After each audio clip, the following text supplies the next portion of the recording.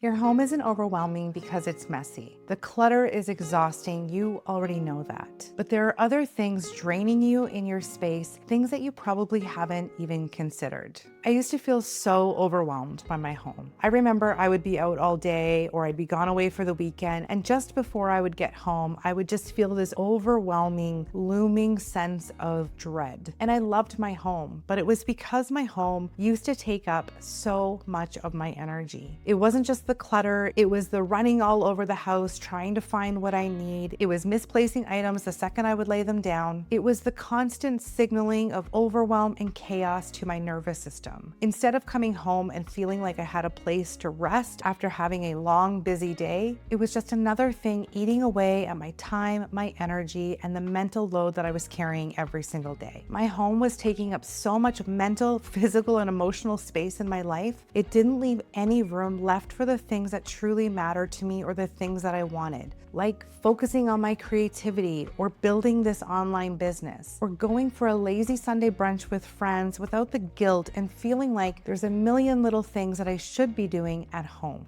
If you're new here, I'm Krista, and this is The Slow Creative. I help sensitive, creative women make space in their life for what they truly love, whether it's their creativity, a calling that lives on their heart, an online business they want to start, or reigniting a hobby that they've put on the back burner. This channel is all about helping you create a more beautiful, intentional life. Welcome to the channel, and if you've been here before, welcome back. One of the reasons I talk so much about our homes on this channel is because we're not nomads. Most of the people who subscribe to this channel, we have kids. We are in midlife with a mountain of responsibilities. We are rooted. We have homes to care for or parents to look after. We're tied to where we live, and for most of us, our home is not just a space that we live and we go to sleep every night. It is the foundation for everything that you're trying to build. At least it was for me, and I can only speak from my experience. But for me, my home was the first pillar that helped me heal from burnout. It was essential and the foundation of really helping my creativity thrive and helping me feel more like myself again. So in today's video, I want to show you why your home feels overwhelming, because it's not just about the clutter and the mess that you see. I want to give you some practical things that you can do to help turn your home into something that gives you energy versus always draining it from you. The first thing is sensory. Your home is always signaling to your nervous system signals of safety, signals of stress, signals of overwhelm, even when we're not aware that it's happening. You walk into your home and your brain starts processing all of the visual clutter. It starts processing the sound, the light, the textures, everything that you can see. And if all of that is chaotic, your nervous system starts to feel this low-grade stress, and it becomes your constant state, and it's like your body is always on alert. I did a whole video on this. It was how I stopped decorating for aesthetics, tips, and things that I do as someone with ADHD to create a sensory-friendly home to help keep me in a calmer, more regulated state. So I'll link it in the description below, and I'll put it on the screen in case you're interested in that one too. So in this video, I'm gonna focus on 3 main sensory channels that for me really contribute to how well I feel in my space. The first one is visual. When you walk into your home, what is the first thing that you see? Look around your space. What do you notice? Are you being bombarded by visual noise and clutter, or do your eyes have somewhere to rest? I keep my home visually simple. It isn't sparse in any way. I'm not talking about living in an empty box. I'm talking about reducing the visual noise in your home. For me, that means I'm intentional about what things get left out on surfaces, and I'm intentional about the things that I keep in my home. It means that I have a very limited color palette in each room of my home so that I'm not feeling overstimulated by too many things that are competing in this space, or colors and objects and things in the room that are starting to clash. Obviously, I have children, so it's not like my home is this perfectly clean space all of the time. Our countertops get filled up with art projects and toys and just with things that pile up from just being in a family with kids and a busy household. But when we're not using those things, or when we're done with the art projects, everything in my home has a place. So when we're finished, those items have a place to go to. They don't live on my countertops permanently. I really try to avoid having piles of paper and clutter all competing for my attention and pulling me in 10 different areas. When your visual senses feel calm, your nervous system doesn't have to work as hard. When you come home after a long, busy, chaotic day, you can come home and rather than feeling the weight of everything that you have to do. You can sit back and just be. And for me, having a simple home and reducing the visual noise does not mean you can't have things that you love in your space. I prioritize beauty in my home. It's something that I value. It brings me a lot of peace and joy to be surrounded by things that I love, things that reflect who I am. This is really about being mindful so that when you look around your space, you are not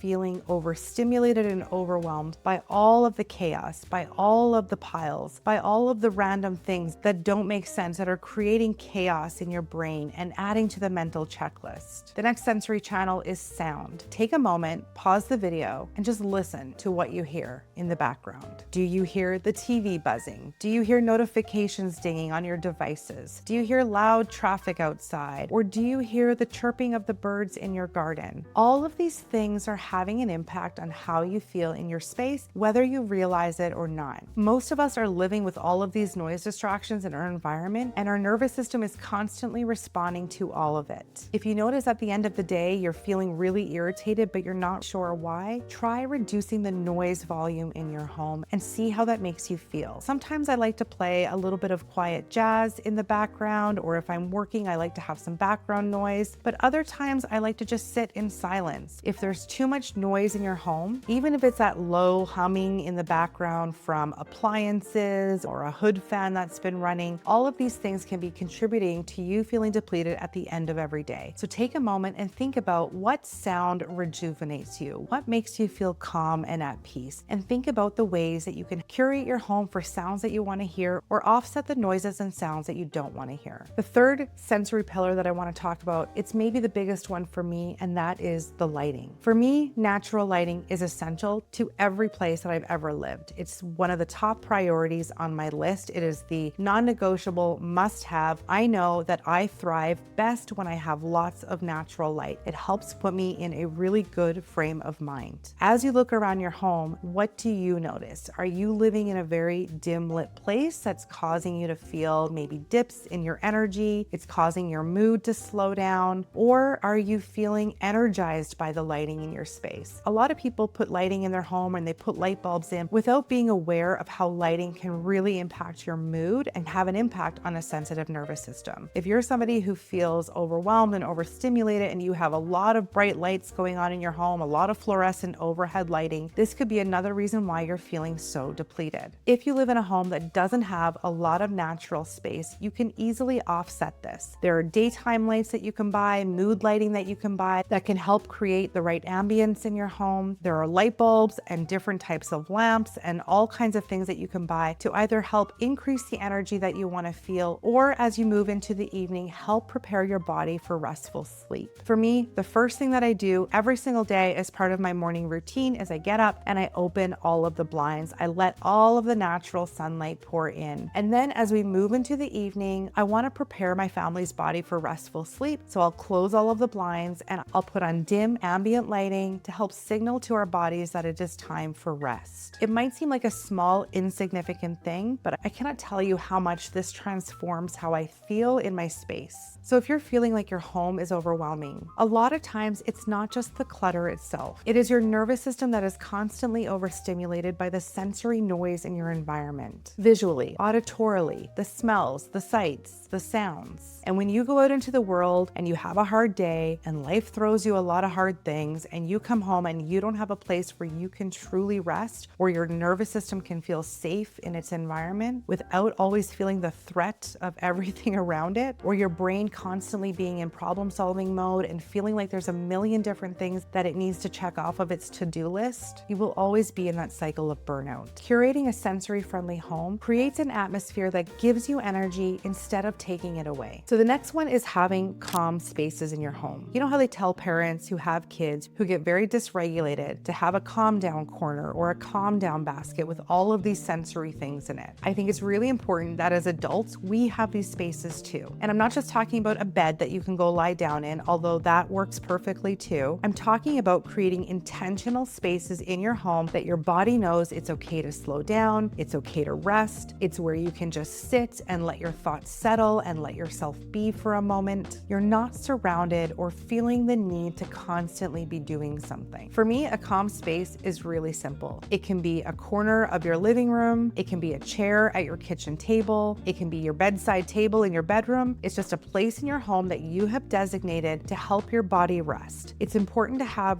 maybe a blanket or a weighted blanket. Maybe you have a journal or a candle there or a book that you love. Maybe you have some noise canceling headphones. If you're feeling overstimulated, it is just a place that you can go to in your home that when you sit down, you feel a sense of ease. I have a few of these places in my home. I've created one in my bedroom with a hanging chair. It's a really nice spot with a table and a candle and a book. The rocking sensation of the hanging chair provides some really nice sensory input. It's a great place for me to sit and think. But one of my all-time favorite places to recharge is just at my kitchen table. I have a rolling cart next to it with all of my journaling supplies if I feel like writing or just getting thoughts out of my head. But a lot of times I just sit there and I stare out the window, I listen to the birds, I people watch, I watch the cars going by, and it's just 5 minutes and I feel like I've had a little rest. I think having a space like this is really important, especially if you're in burnout, because oftentimes when we are so depleted, we don't have time or the energy or the capacity for all of these elaborate self-care rituals. We don't have time for the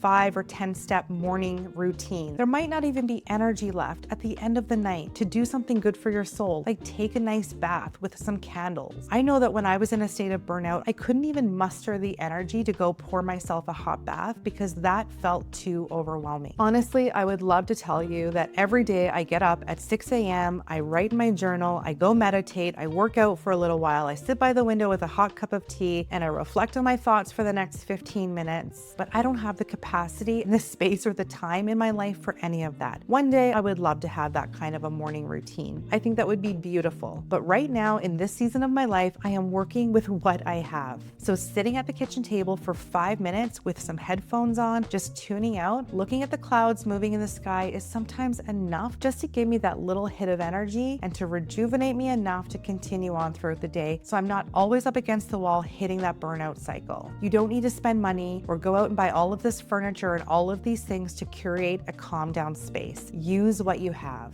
Go around your home, collect a few things that bring you joy, that make you feel energized, that help you calm down and feel at peace. Put them in a basket next to this space so that the next time you're feeling overstimulated and overwhelmed and you go to sit down, you have the things that you need at your fingertips to help give you that little boost, to help you rest and recharge your batteries, even if it's only for a few minutes. If you'd like to see a video on calm spaces or the calm spaces in my home or how I use them, I'd be happy to go deeper. If that's something that you would like, let me know in the comments below. Reflecting on your future self. This one is probably my favorite because I don't think a lot of people consider this. Most of us are living in homes that reflect who we were, not who we want to become or who we're in the process of becoming. We're living in homes that reflect that old, burnt out version of us that's always overwhelmed, that's always surrounded by chaos, the person running on fumes, and the person taking care of everyone else's needs but leaving no space for our own dreams or any of the things that matter to us. And every time you go home, you look around and you are reminded of that old version of yourself. And that's exhausting. I know this is true for me, and I believe that it's true for probably a lot of creative women. And that is that your home needs to reflect your identity. And when your home doesn't match who you actually are, like your personality, the things that matter to you, the things that you love, the things that you value, the person that you want to become, there's this huge disconnect that keeps chipping away at you energetically. You walk into your space and it's saying one thing, but your heart is saying something else. And I think that is very draining on a highly sensitive person. And I'm not telling you need to go out and spend thousands of dollars refurnishing your home or making any drastic changes. I'm talking about small intentional shifts that you can do. Maybe it's changing one color of a wall that feels more like you or brings a little more vibrancy into your space. Maybe it's bringing in a piece of art that you love, something that brings you joy, that every time you walk past it, you feel good. Maybe it's removing things from that old chapter of your life, that part of your life that you're ready to move on from. I personally think that it's okay to grow out of things. As we evolve, our tastes evolve. What we love evolves. I know there can be a lot of guilt about getting rid of things, especially if they still work or there's sentimental reasons, but I personally think that if you are surrounded by things that don't reflect who you are, I think it's costing you a lot more every day than passing it on to somebody who could use it more. If you were to walk into my home, I think you would recognize that I am somebody who values creativity. I'm somebody who values calm and beauty and simplicity. And that's exactly what I needed for this stage in my life after everything we've been through over the past few years. I needed a place that rejuvenated me, that wasn't overstimulating or overwhelming. One day I may have that eccentric home with bold colors and with eccentric art and all of these quirky trinkets. Who knows where I will be? All of those things are parts of me too. But at this moment in life, I'm really needing calm. And because I spend so much time at home and it's where the majority of my creative work takes place, I need a space that reflects calm too. Make your creative life visible and accessible. This is the one thing that has really helped me stay consistent with my YouTube journey as a busy mom with a lot on my plate. And it's something that I learned from the book Atomic Habits by James Clear, someone that I've talked about many times on this channel. It's one of my all-time favorites. He says that if you want to build a habit, you have to make it so easy that it becomes impossible for you not to do it. So you're not going to hide your workout clothes in a closet if you're trying to start a workout habit. You're going to leave them right by your bed so that when you wake up in the morning, you put them on, you go work out, and you don't even need to think about it. The same principle applies to your creative life. Whether you want to start a YouTube channel and become a content creator, whether you want to be an author and write a book, whether you want to start painting or start an online business, make it visible in your home and easy to access. If all of your tools are hidden away, your art supplies are tucked away in a drawer, your filming equipment is in a closet, creating is going to feel like this huge ordeal. You have to find the tools. You got to set everything up. You got to get in the right frame of mind to do the creative thing. By the time you get to the point where you're ready to create, you're so depleted from all of the friction that it took to get there. But if your creative life is visible, your art supplies are sitting at the end of a table where you'll be ready to make art, or they're in a basket that's easy to access, you're going to be much more likely to do it. In my home, my filming equipment exists on every floor in my home. If I want to create or I have an idea to film a video, my filming equipment, my camera, my mics, everything is ready to go. So there's really no excuse or reason not to do it.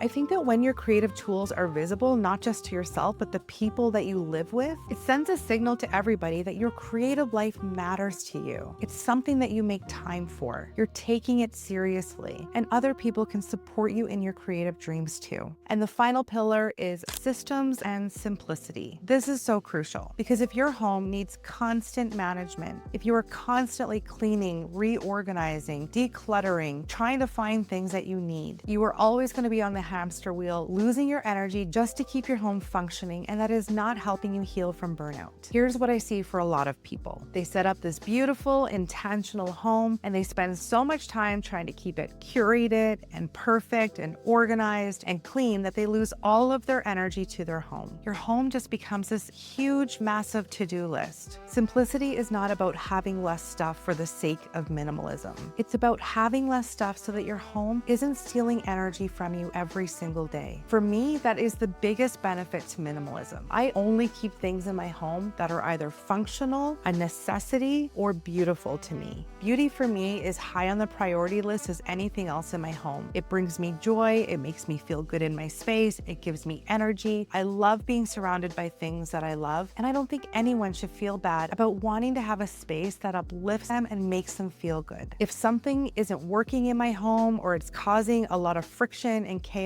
I will find a system to make it run smoother. Because I have systems set up in my home doesn't require constant decision making. I'm not always trying to think about where do I put this thing. Things don't stay out on countertops because they don't have a home. I have a home or I have a system for it. Every system is going to look different for everybody depending on your situation, depending on the needs of your family and how your brain works. And I think having these systems are so important because for a lot of people, it's the lack of systems, having to make a million micro decisions items in a day, having to look for the same item over and over and over, having to run all over the house to get something that you need every time you're about to leave the door. With kids, this is a big one. All of this matters so much because when you're pouring your heart and soul into your creative work or you're trying to build a business, you can't waste energy on things like, where are my keys? Oh, my kids forgot their socks. Now I've got to go find socks. All of these little things that can come up in a day and eat away at your time and your energy. When you don't have to think about them, it frees up so much mental and physical energy so that you can spend more time focused on doing the things that you love. So for me, when I put all of these things together, curating your home sensorially through sound and smells and sight and music and all of these wonderful things, and having calm down spaces and having simple systems set up in your home and creating a space that fits the version of you that you're stepping into, not the version of you that's depleted and burnt out and always exhausted, your home and your life starts to feel a little less overwhelming. And that's when you can actually build the creative life that you want. It's one of the reasons that I talk about home so much on this channel, not just because I'm obsessed with interior design. That was a job that I wanted to do when I was a young woman. For me, your home is one of the most powerful tools that you have for changing your life. It starts there because besides having a full-time job or working outside of the home, it is where most of us spend the majority of our time. So if you're feeling overwhelmed, I want you to start with one thing. Pick one of the pillars that I mentioned today. Which one stood out for you the most? Maybe it's changing the lighting in your home or curating the sound. Start with the thing that feels the most doable for you right now and see how your home and body start to feel when you make these tiny shifts. If you're feeling depleted right now and you don't know where to start with any of this, I created a guide called The Slow Return. It's for the sensitive, creative woman who has a dream but doesn't have the energy to act on it yet. It's a gentle starting place to help you create a little more capacity in your life so that when the inspiration finally does come back, you have somewhere for it to go. I'll leave a link in the description below if you'd like to check it out.